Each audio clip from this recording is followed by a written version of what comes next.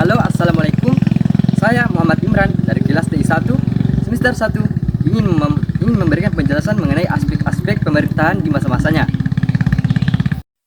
Adapun berbagai masa-masa pemerintahan, yaitu yang pertama, masa kolonial. Nah, penyaluran tuntutan di masa itu, rakyat biasa tidak dapat memberikan politik secara efektif karena pemimpin kolonial mempunyai kekuatan yang sangat besar dan memperbudak rakyat pribumi. Di poin yang ini, pemeliharaan nilai-nilai yang telah dijaga oleh masyarakat pribumi malah berorientasi terhadap pihak penjajah, dan karena itulah banyak sumber daya alam dan budak-budak dari masyarakat pribumi yang harus merasakan rasa penderitaan. Nah, di poin selanjutnya yaitu kapabilitas, yang dimana pemerintahan kolonial yang melakukan eksploitasi sumber daya demi kepentingan para penjajah. Nah, di bagian selanjutnya ada yang namanya integrasi vertikal dan integrasi horizontal, yang dimana pemerintah saat itu menganggap bahwa tidak ada integrasi yang signifikan dikarenakan pemerintah kolonial sengaja melakukan stratifikasi sosial bersama dengan kaum bangsawan lokal, masyarakat pribumi, dan para penjajah. Nah, lanjut lagi di poin bagian gaya politik. Gaya politik di masa kolonial yang tidak lain tidak bukan adalah tindakan otoriter dengan represif. Nah, para penjajah suka melakukan kekerasan terhadap pemberontakan dan memperkuat invasi mereka. Kepemimpinan pada masa kolonial yang terdiri dari gubernur, jenderal, dan pemerintahan kolonial, yang dimana juga ada pemimpin bangsawan lokal yang dijadikan alat untuk melakukan tindakan-tindakan yang disebut sebagai sistem feodal. Nah, partisipasi massa pada masa itu mereka diperlakukan seperti budak, melakukan kerja tanam paksa, kerjanya dipaksa, serta kerja rodi. Nah, di bagian selanjutnya ada lagi yang namanya keterlibatan militer, yang dimana tentara-tentara dari pemerintahan kolonial yaitu KMIL. Nah, mereka lah yang mengubah pikiran rakyat, mendoktrin pikiran rakyat agar tidak melawan pihak-pihak kolonial.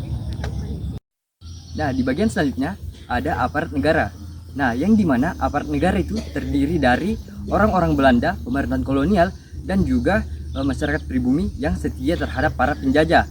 Dengan fungsi mereka lah yang berhasil mengontrol dan memaksa mereka dan menindas mereka juga.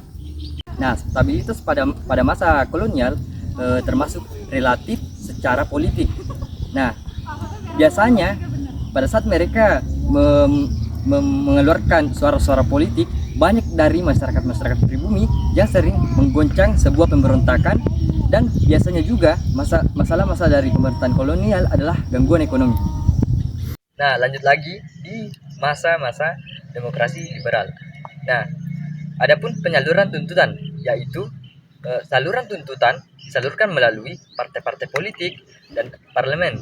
Nah, akibatnya sering terjadi instabilitas antar partai politik karena fragmentasi partai.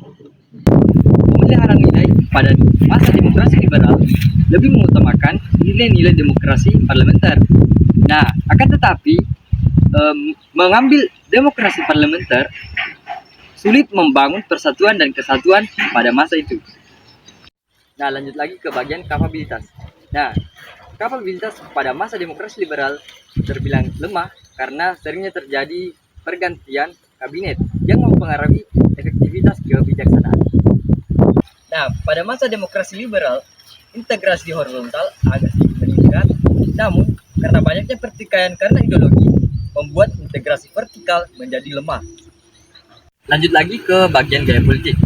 Gaya politik pada masa demokrasi liberal terbilang kompetitif dan sering diwarnai oleh kepentingan kelompok tertentu.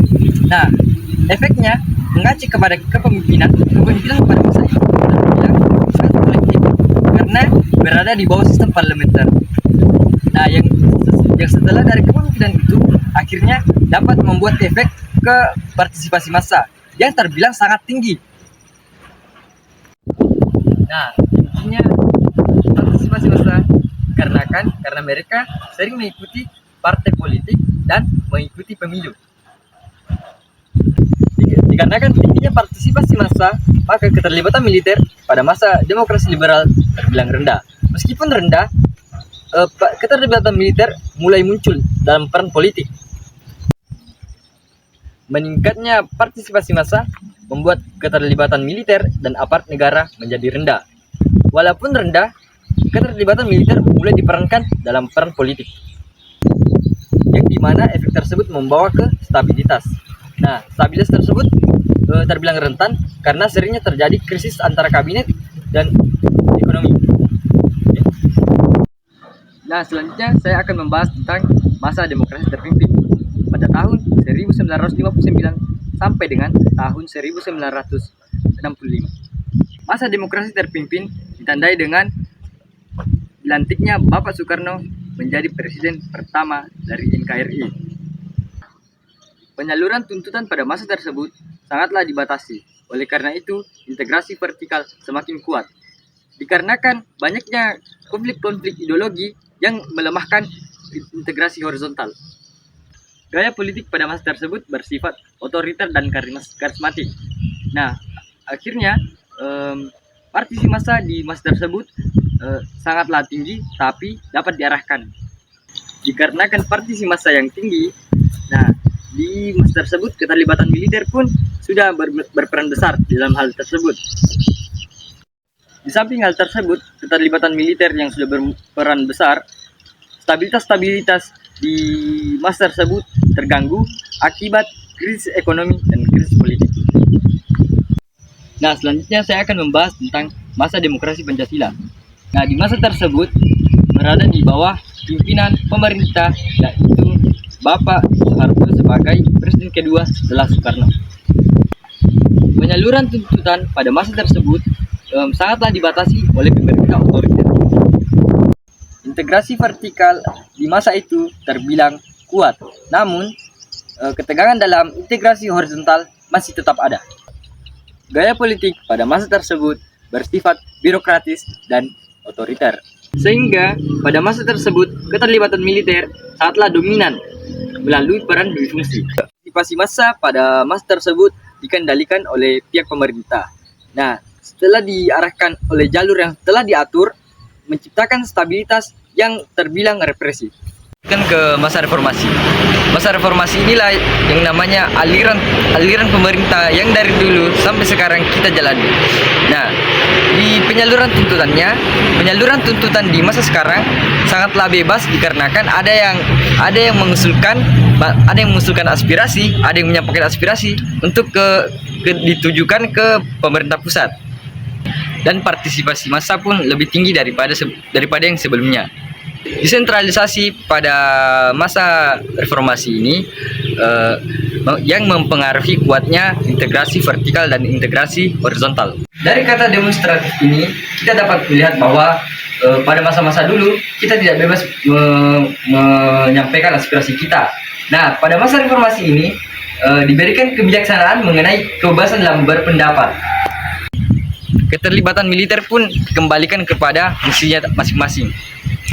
Stabilitas pada masa reformasi ini terkadang banyak kontroversi seperti ekonomi, banyaknya korupsi, banyaknya krisis politik, perbedaan ideologi, SARA dan sebagainya yang bisa menjadi ancaman bagi stabilitas di masa reformasi ini.